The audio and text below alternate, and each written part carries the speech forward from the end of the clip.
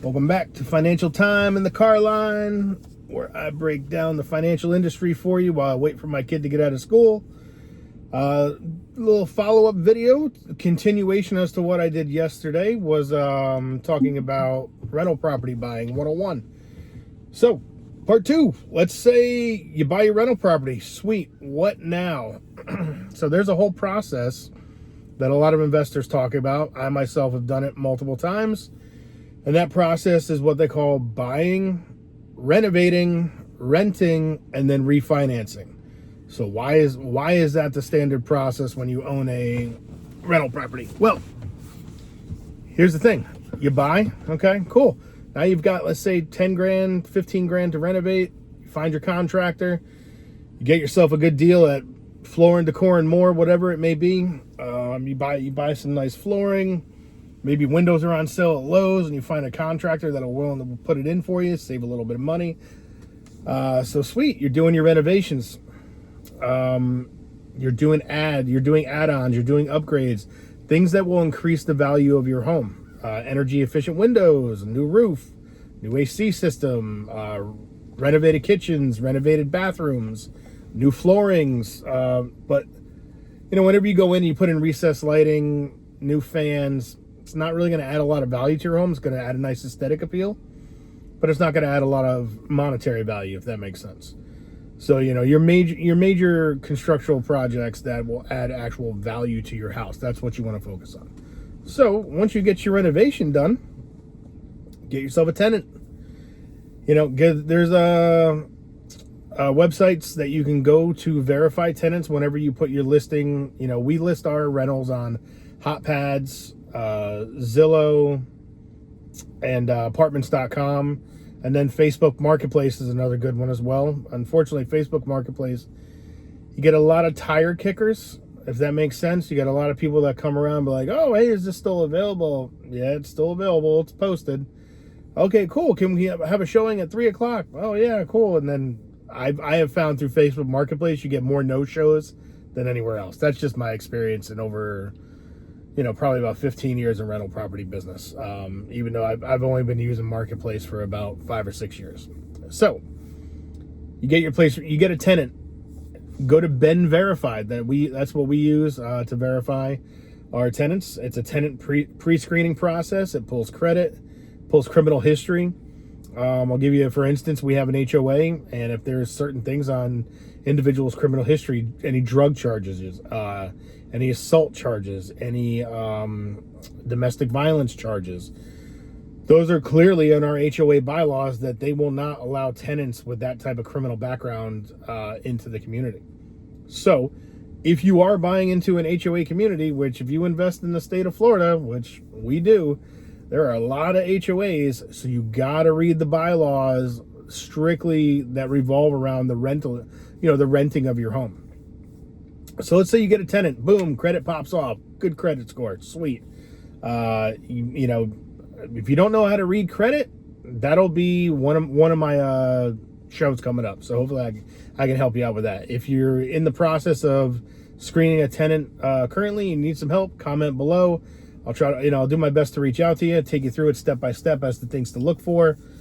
And I spent over 15 years looking at credit reports, drawing trend lines, and really evaluating individuals' ability to repay debt through underwriting, credit cards, home equity lines, car loans, everything.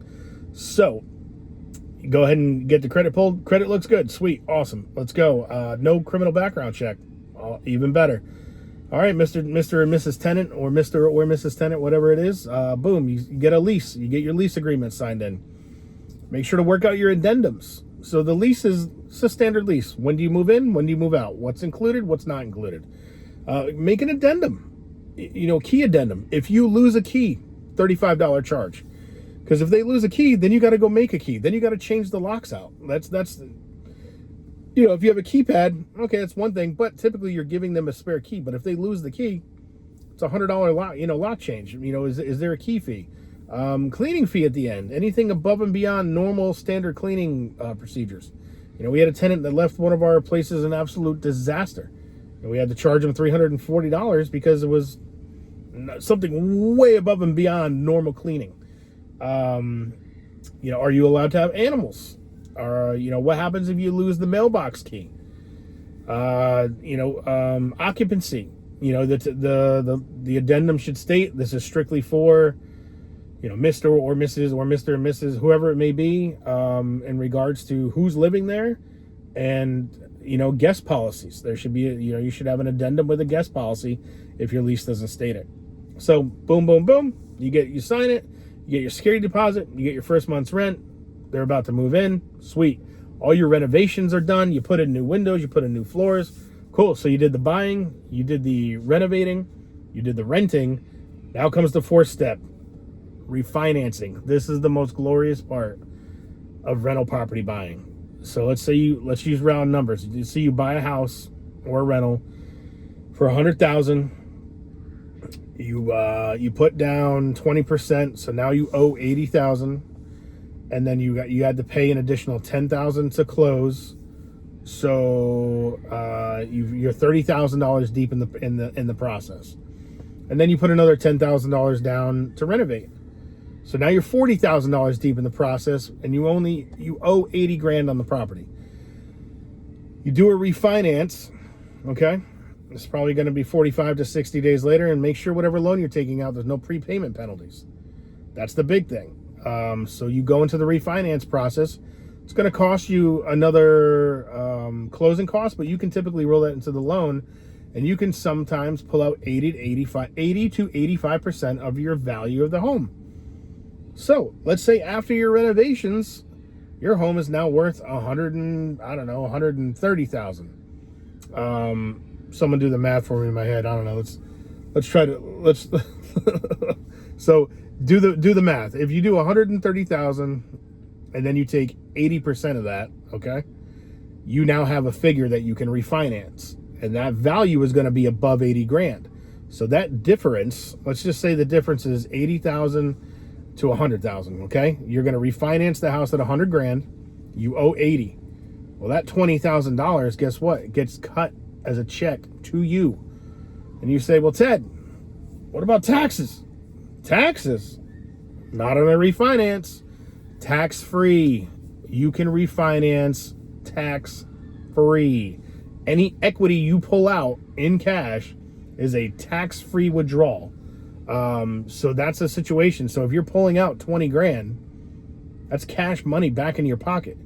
You were $40,000 deep in the project. You refinanced, and now you got $20,000 back.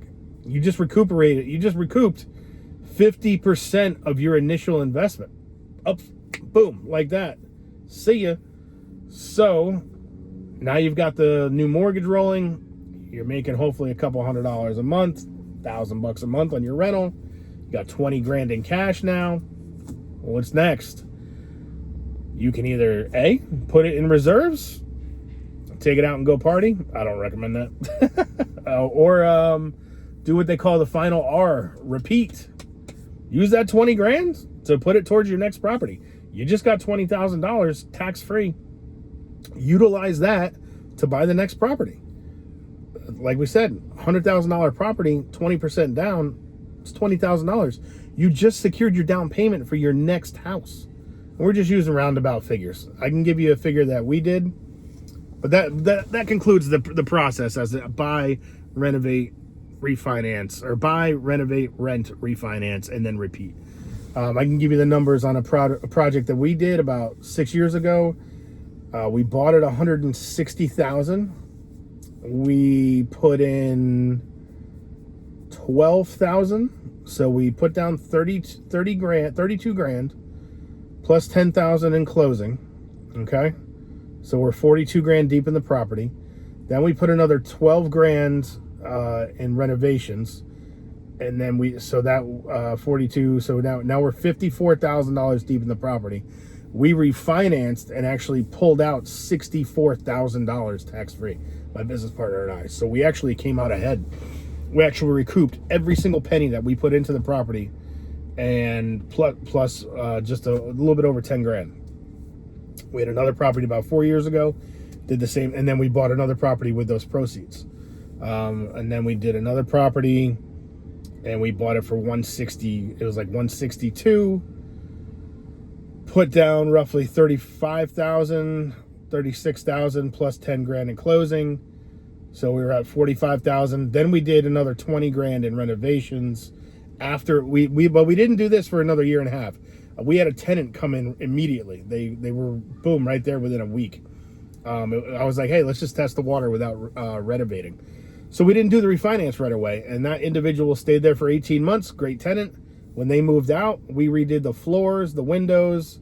The roof had already been redone 2 years prior. We had to put in a brand new AC system because that broke.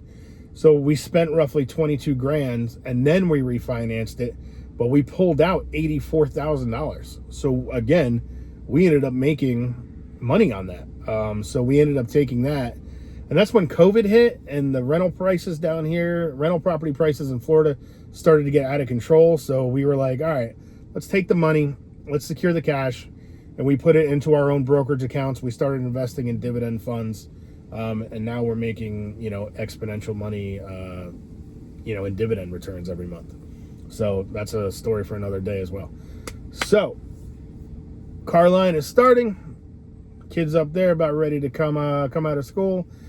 Hope this answers some questions. Buying, renovating, renting your property out, refinancing, repeating, or taking that money and investing it somewhere else. So hopefully this explains some things for you. A follow-up for the rental property buying 101. And if you have any questions about credit report reading, comment down below. I'll see if I can get back to you as soon as possible. Thank you. Have a good day. Financial Times with Ted.